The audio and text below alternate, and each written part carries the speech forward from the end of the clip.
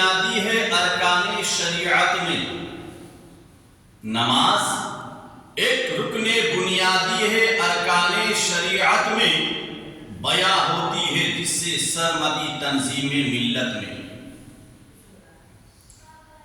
اور ایک روز اے مومنو تمہیں مرنا ضرور ہے، ایک روز اے مومنو تمہیں مرنا ضرور ہے، پڑھتے رہو نماز یہ قول حضور ہے، پڑھتے رہو نماز یہ قول حضور ہے، اور توبہ کرو خدا را نمازیں پڑھا کرو، توبہ کرو خدا را نمازیں پڑھا کرو، مکر و فریب سے ہر دم بچا کرو، مکر دھوکا، مکر و فریب سے ہر دم بچا کرو، اب پڑھتے رہو نماز تو چہرے پر نور ہے،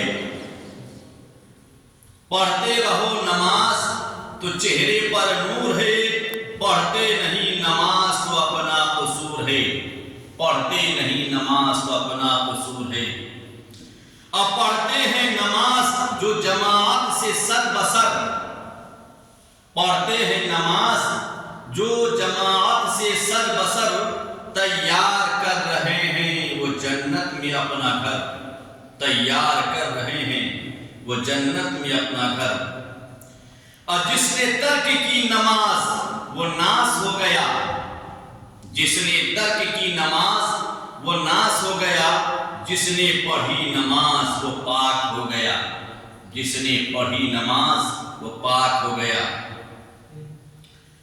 عزیزان ملت اسلامیہ، آئیے اپنے آقا کے بارگاہ میں ایک بار بلند آواز سے درود سلام کی ڈالی نچھاور کریں، پڑھیں اللہم صلی علی سیدنا شفیعنا حبیبنا مولانا محمد بارک وسلم، صلو علیہ صلاۃ و سلام علیک یا رسول اللہ صلی اللہ تعالی وسلم۔ رب تبارک تعالیٰ نے ارشاد فرمایا کہ بروز حشر قیامت کے دن، حشر کے دن گنہگاروں کا جو خوراک ہوگا وہ دوہر کا پھل ہوگا، جو اس قدر زہریلا ہوگا کہ اگر اس کا ایک قطرہ زمین پر ڈال دے تو قیامت تک زمین فصل نہ اگا سکے گی، وہ پھل گنہگاروں کا خوراک ہوگا۔ اور پھر اللہ نے فرمایا کہ گنہگاروں کی سزا قیامت میں یہ ہوگی کہ گنہگار قیامت کے میدان میں بھاگنے لگیں گے تو رب تبارک تعالیٰ کا حکم ہوگا خذوہ فاعتلوہ الی سواء الجحیم، کہ پکڑو اس کو اور لاؤ گھسیٹتے ہوئے جہنم کے پاس، جہنم کے پاس، ثم صبوا فوق رأسہ من عذاب الحمیم، جہنم کے قریب لا کر اس کے سر پر کھولتا ہوا پانی ڈالا جائے گا، جس سے اس کا جسم کا پورا گوشت چمڑا صحیح خود بخود اتر کر اس کے قدم کے پاس آ جائے گا۔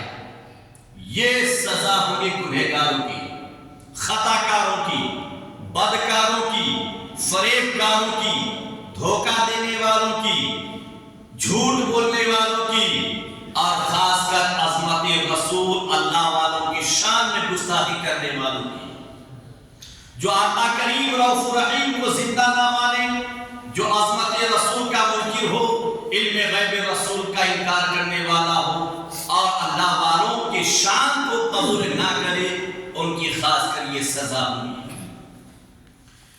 اور اس کے آگے فرماتا لیکن وہی اگر بندہ مومن نمازی ہوگا، اس کا ایمان اگر سلامت ہوگا، عقیدہ بہتر ہوگا، عقیدہ وہ ہوگا کہ اس کے دل میں اللہ والوں کی عظمت ہے، اس کے قلب و جگر میں نبی کی محبت ہے، وہ علم غیب رسول کو تسلیم کرنے والا ہے، نبی کامل کو زندہ مان رہا ہے، زندہ تسلیم کر رہا ہے، اس کا ایمان سلامت ہے، عقیدے کے سلامتی کے ساتھ نمازوں کی پابندی کرتا ہی اور نیک راہ پر چلنے والا ہی، مسجدوں کو آباد کرنے والا ہی، ماہ رمضان کی روزہ رکھنے والا ہی، اگر ان تمام امور پر وہ قائم رہ کر زندگی کو گزارتا ہے تو قرآن نے اس کو ندا کیا ہے متقین سے، وہ متقیوں کی جماعت میں ہوگا، وہ صالحین کی جماعت میں ہوگا، وہ عابدین کی جماعت میں ہوگا، وہ اللہ کا محبوب اور مقرب بندہ قرار دیا جائے گا۔ شرط یہ ہے کہ عقیدہ سلامت رہے، شرط یہ ہے کہ نبی کامل پر صلاۃ و سلام پڑھنے والا ہو، آقا کونین کی عظمت کو تسلیم کرنے والا ہو، نبی کون کو زندہ مانتا ہو۔ میرے عزیزو، تو قرآن نے کہا ان المتقین فی مقام امین، قیامت کے میدان میں متقی لوگ، نیک اور صالح لوگ امن کے مقام پر ہوں گے، فی مقام امین، امن و امان کے مقام پر ہوں گے، سکون کی جگہ ہوں گے۔ قرآن کہتا بے شک ڈرنے والے امان کی جگہ میں ہیں، قیامت کے میدان میں اللہ تبارک و تعالیٰ اس کو امن و امان کی جگہ عطا فرمائے گا۔ ان المتقین فی مقام امین، کہ متقی پرہیزگار نیکوکار قیامت کے میدان میں امن کی جگہ ہو، امن و امان کی جگہ میں وہ بیٹھے ہیں۔ فی جنات و عیون، اور جنت میں اللہ تبارک و تعالیٰ اسے داخل فرمائے گا۔ اللہ فرماتا فی جنات و عیون، باغوں اور چشموں میں ہوں گے۔ اگر متقی ہے، پرہیزگار ہے، ایمان سلامت ہے، عقیدہ سلامت ہے، نبی کامل سے محبت کیا ہے، آقا کو زندہ مانا ہے، اللہ والوں سے محبت کیا ہے، تو اس کا سجدہ قیامت کے میدان میں کام آئے گا۔ اور اللہ فرماتا فی جنات و عیون، کہ قیامت کے میدان میں جنتی باغ اور جنتی چشموں میں رہیں گے، جنتی چشموں میں رہیں گے۔ اس لیے عقیدہ کو صحیح رکھو، سلامت، اللہ والوں سے کبھی نہ الجھو، ان کی عظمتوں کا منکر نہ بنو، آقا کریم رؤوف رحیم کا باغی نہ بنو، بلکہ محبت کرنے والا بنو۔ تمہارے سجدے دکھاوے کے سجدے قیامت کے میدان میں کام نہیں آئیں گے جب تک کہ عقیدہ سلامت نہ ہو میرے عزیزوں۔ اور فی جنات و عیون، اللہ تبارک و تعالیٰ جنتی باغ، جنتی چشموں میں جگہ عطا فرمائے گا۔ آگے فرماتا یلبسون من سندس و استبرق متقابلین،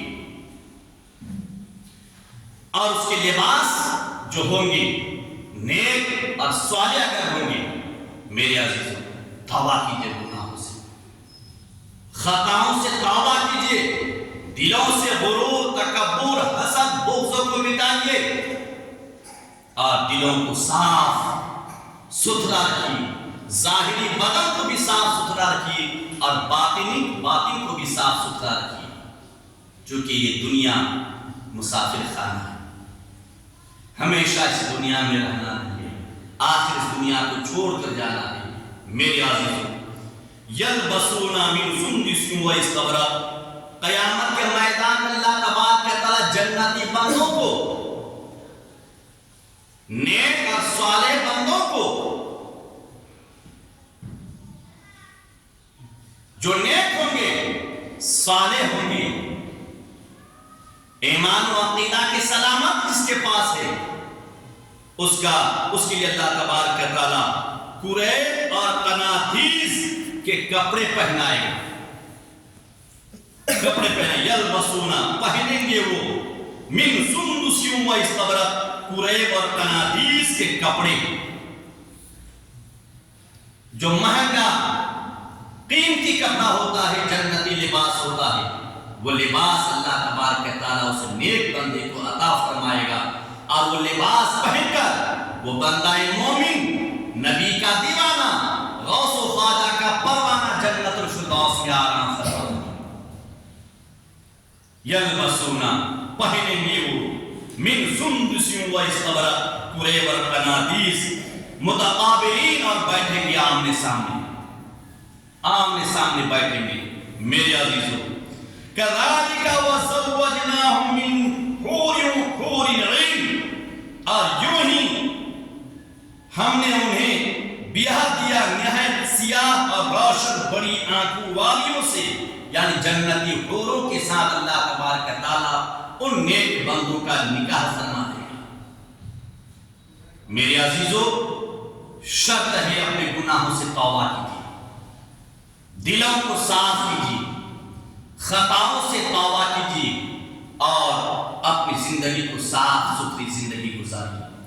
جس طرح اللہ تعالیٰ نے نیک اور صالح بندوں کے لیے بے شمار انعامات جنت میں رکھا ہے، اور اس کا خلاف گنہگار، خطاکار، بدکاروں کے لیے سخت سے سخت اللہ نے عذاب تیار کر رکھا ہے کہ گنہگاروں کے لیے اللہ تعالیٰ نے فرمایا کہ اس کا جو خوراک ہوگا زہریلا پھل ہوگا، اور اس کی جو سزا ہوگی جہنم کے قریب لا کر اس کے سر پر کھولتا ہوا پانی ڈالا جائے گا۔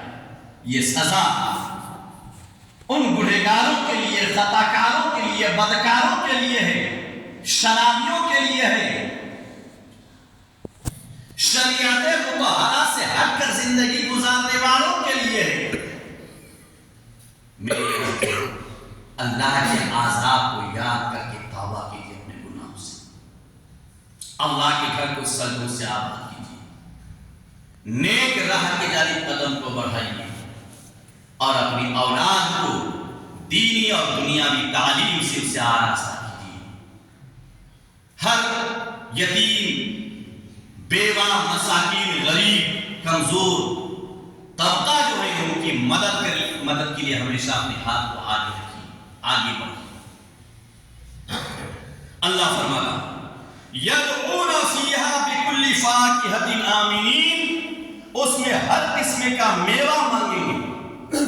جنت میں جب جائیں گے نیک اور صالحین کو اللہ تعالیٰ نے جنتی باغوں میں جگہ عطا فرمائے گا، جنتی چشمہ عطا فرمائے گا، اس میں کھانے کے لیے جنتی پھل مانگے گا، دل میں ارادہ کرے گا جنتی پھل اس کے لیے حاصل ہو جائے گا۔ کس قدر آرام کی جگہ ہے جنت، کس قدر حسین جگہ ہے جنت، کس قدر پیاری جگہ ہے، کس قدر آرام دینے والی جگہ ہے، جہاں جنتی بندوں کے لیے ہر سامان مہیا ہوگا، جنتی میوہ ہوں گی، جنتی پھل ہوں گی، جنتی پانی ہوگا، جنتی دودھ ہوگا، جنت میں ہر قسم کے میوہ جات ہوں گے۔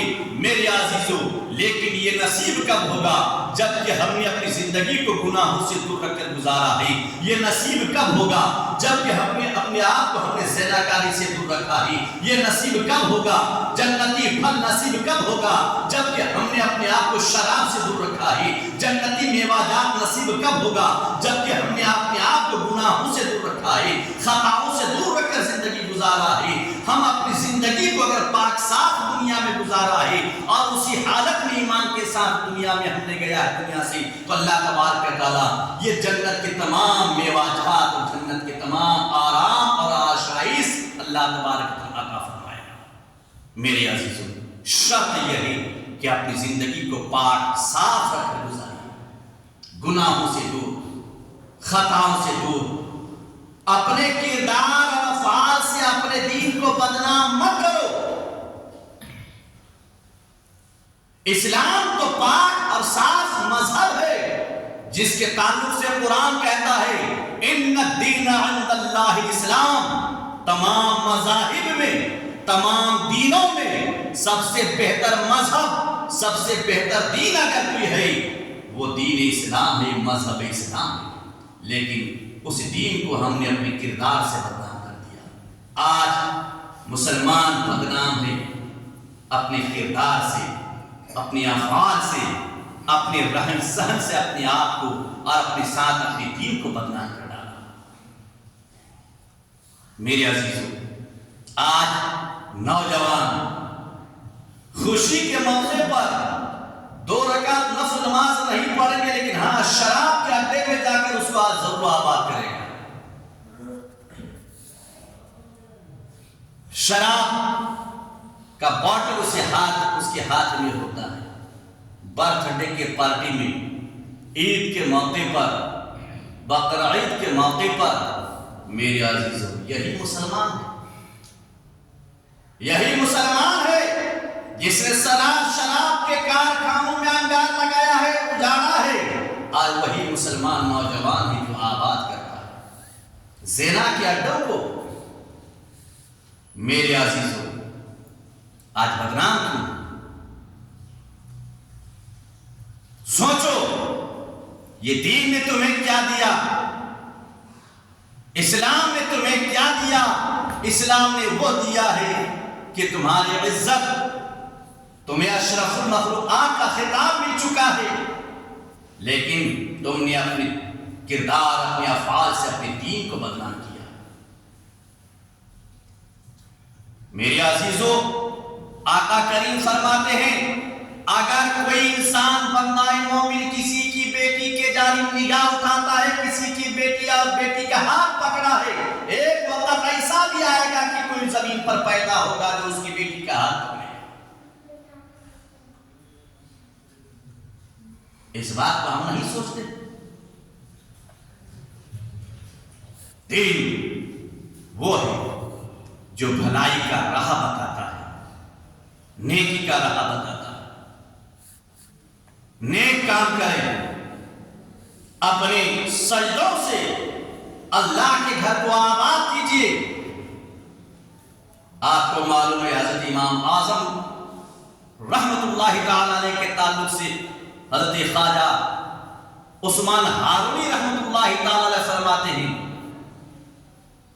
کہ حضرت امام اعظم رضی اللہ تعالی عنہ 30 سال تک آپ نے زمین پر سوئے نہیں۔ 30 سال تک جس امام کی ہم تقلید کرتے ہیں، 30 سال تک آپ کی پہلو زمین پر نہیں لگا۔ آپ راتوں کو داہنے پیر کو بائیں پیر پر رکھ کر آدھا قرآن کی تلاوت کرتے تھے اور رکوع اور سجدہ پھر کرتے تھے، کثرت سے قرآن کی تلاوت کیا کرتے تھے۔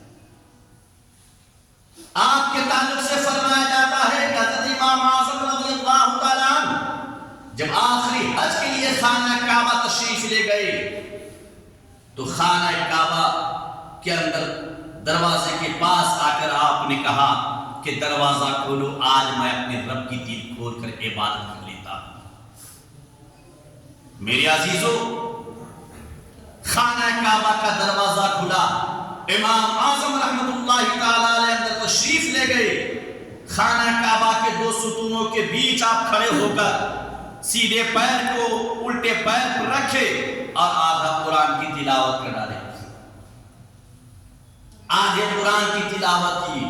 آج رکعت اگر لمبی ہو جائے تو پیچھے پریشان ہو جاتے ہیں، پیچھے پریشان ہو جاتے ہیں۔ دعا اگر لمبی ہو جائے 5 منٹ تک تو انسان پریشان ہو جاتے ہیں۔ میرے عزیزو آپ نے سوچا کہ قیامت کے میدان میں ایک دن ہم کیسے گزاریں گے؟ دنیا کا 50,000 سال ہوگا تو قیامت کا ایک دن ہوگا۔ وہ دین کیسے گزاریے گا؟ وہ دین کیسے کٹے گا؟ دنیا میں دعا میں آپ 5 منٹ برداشت نہیں کر سکتے ہیں، تھک جاتے ہیں، دل اچاٹ ہو جاتا ہے، دل اٹھ جاتا ہے، لیکن آپ نے کبھی یاد کیا کہ قیامت کے میدان وہ دن کیسے کٹے گا؟ آقا کریم نے فرمایا دعا مخ العباد، دعا عبادت کا مغز ہوا کرتی ہے۔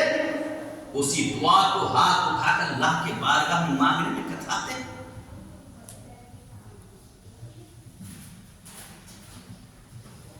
ہمارے اندر ایمان کہاں رہ گیا؟ یہی مسلمان ہیں۔ 1 منٹ زیادہ ہو جائے تو پیچھے سے آواز آنے لگتی ہے، جماعت کا ٹائم ہو گیا۔ دعا لمبی ہو جائے تو پیچھے سے آواز آنے لگتی ہے۔ یہی مسلمانی ہے۔ میرے عزیزو یاد کرو قبر کی کالی کوٹھری کو کیسے گزاریے گا؟ قیامت کا دن ہم سے کیسے کٹے گا؟ کہ دنیا کا 50,000 سال تو قیامت کا ایک دن ہوگا۔ جب ہم سے ہمارا ایمان کمزور ہو چکا تو باطل طاقتیں ہم پر غلبہ حاصل کرنے لگا، باطل قوتیں ہم پر غالب آنے لگا، چونکہ ہمارا ایمان صرف ہمارا لباس مسلمان رہ گیا ہے، ظاہری شکل صورت مسلمان رہ گیا ہے، ایمان کی طاقت نکل چکی ہے، ایمان کی قوت نکل چکی ہے۔ ہم نے کبھی عذاب حشر کو یاد نہیں کیا، قبر کے عذاب کو ہم یاد نہیں کرتے کہ ہم قبر میں کیسے حساب دیں گے، قبر کی زندگی ہماری کیا ہوگی، قیامت کے میدان میں ہمارے ساتھ کیا حشر ہوگا۔ میرے عزیزو، اس لیے گناہوں سے توبہ کرو، اتفاق، اتحاد، الفت و محبت قائم کرو، اتحاد کا پیغام پھیلاؤ، اتفاق کا پیغام دنیا والوں کو دو، گناہوں سے دور ہٹ کر اپنے آپ کو گناہوں کے اڈوں کو آباد کرنے کے بجائے، خطاؤں کے اڈوں کو آباد کرنے کے بجائے اللہ کے گھر میں آ کر اپنے سجدوں سے خدا کے گھر کو آباد کرو، اپنے گھروں میں اسلامی ماحول پیدا کرو، قرآن کی تلاوت کرواؤ، قرآن کی تلاوت کرو، نفل نمازیں پڑھو، اللہ تبارک و تعالیٰ رزق میں، کاروبار میں، تجارت میں برکت عطا فرمائے گا۔ اللہ کا وعدہ ہے ہم تم کو رزق سے فراوانی کریں گے، برکتیں دوں گا، خیر و برکت عطا کروں گا، شرط یہ ہے کہ تم میرے سامنے جھکا۔ اللہ نے فرمایا ان المتقین فی مقام امین، کہ متقی، پرہیزگار، نیکوکار، صالحین قیامت کے میدان میں امن و امان کی جگہ میں ہوں گے، امن کی جگہ میں ہوں گے۔ اور اللہ فرماتا اور نیکوکاروں، صالحین کا نکاح قیامت کے میدان میں اللہ تعالیٰ حوروں کے ساتھ فرمائے گا، جو خدمت کے لیے حاضر ہوں گے 24 تاس، لیکن اس چیز کو پانے کے لیے دنیا میں تو مشقت اٹھانی پڑے گی، اپنے آپ اپنی زندگی کو صاف ستھری کرنی پڑے گی۔ اللہ فرماتا ہے اور ہر طرح کے پھل جنت میں اللہ تبارک و تعالیٰ عطا فرمائے گا۔ لا يذوقون فيها الموت الا الموت الاولى، جنت میں جانے کے بعد پھر موت نہیں، صرف دنیا کی موت جو پہلی موت ہوگی، اس کے بعد لا يذوقون، نہیں چکھیں گے اس میں فیہا، اس میں موت، الا الموت الاولى، سوائے پہلی موت کی، اس میں موت نہیں، نہ رات ہے نہ موت ہے، کچھ نہیں، دن ہی دن ہوگا، آرام ہی آرام ہوگا، جنتی پھل اور جنتی میوہ جات ہمیشہ اس کے لیے حاضر ہوگا، دل میں ارادہ کرے گا، خدمت گزار جو ہوں گے لا کر حاضر کر دے گا۔ میرے عزیزو، دنیا سے کئی درجہ بہتر وہ جگہ ہوں گی، لیکن شرط یہ ہے کہ اس مقام کو حاصل کرنے کے لیے ہمیں اپنے آپ کو پاک و صاف کرنا پڑے گا۔ اللہ فرماتا وَوَقَاهُمْ عَذَابَ الْجَحِيمِ، اور اللہ انہیں آگ کے عذاب سے بچا لیا، جنت عطا کر کے، مقام امین عطا فرما کر اللہ تعالیٰ نے اسے عذاب جہنم سے بچا لیا۔ فضلا من ربک، یہ اللہ کا فضل ہے، اللہ کا فضل ہے، اللہ کا کرم ہے۔